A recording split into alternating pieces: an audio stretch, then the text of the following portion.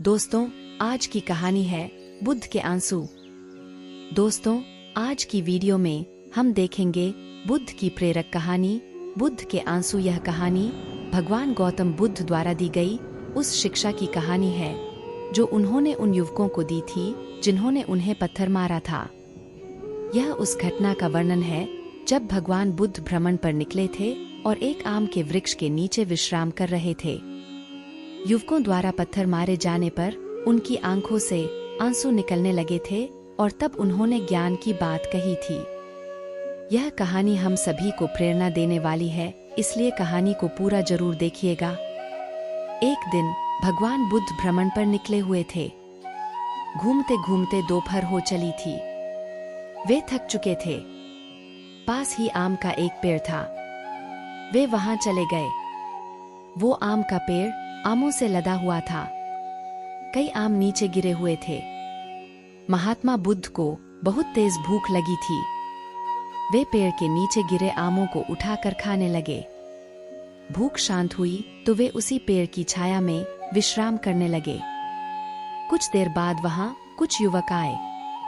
आमों से लदे पेड़ देख वे पत्थर मारकर उन्हें तोड़ने लगे। वे इस बात से अनभिज्ञ थे कि उसी पेड़ के दूसरी ओर बुद्ध विश्राम कर रहे हैं। एक युवक ने एक आम को निशाना साधकर पत्थर फेंका, किंतु उसका निशाना चूक गया और वह पेड़ के दूसरी ओर आराम कर रहे बुद्ध के सिर पर जा लगा। बुद्ध के सिर से रक्त की धारा बह निकली। अनहोनी की आशंका से तुरंत वे सभी युवक पेड़ की दूसरी ओर गए। वहां उन्होंने चोटिल बुद्ध को देखा। उनके सिर से रक्त बह रहा था और आंखों से आंसू की धारा। युवकों ने सोचा, अवश्य ही दर्द की वजह से बुद्ध की आंखों में आंसू छलक आए हैं। जिस युवक ने पत्थर फेंका था वह अपने आप को अपराधी समझ रहा था और वह उदास मन से बुद्ध से कहने लगा, अब भगवान, मैं क्षमा प्रार्थी हूँ। मेरे कारण आपको ये पीड़ा हो रहे हैं। आपकी आंखों से बहने वाले आंसुओं का कारण मैं हूँ। ये सुनकर बुद्ध बोले, नहीं बंधु, ऐसा नहीं है। मैं सोच रहा हूँ कि तुमने आम के पेड़ पर पत्थर मारा तो बदले में उसने तुम्हें मीठे फल दिए, किंतु जब तुमने मुझे पत्थर मारा तो मैं बदले में तुम्हें क्या दे रहा हूँ? भय और अपराध बोध। यही विचार मेरी आंखों में आंसुओं का कारण है।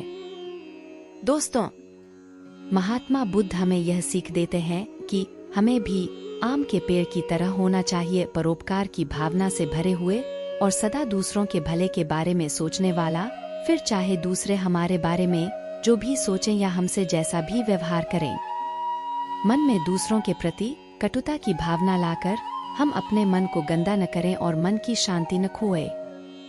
इसलिए सदा दूसरों की भलाई सोचें, भला करें। भलाई कभी व्यर्थ नहीं जाती। आज नहीं तो कल किसी न किसी रूप में उसका फल अवश्य मिलता है। दोस्तों, उम्मीद है आपको यह कहानी अच्छी लगी होगी और आपने इस कहानी से कुछ सीखा होगा।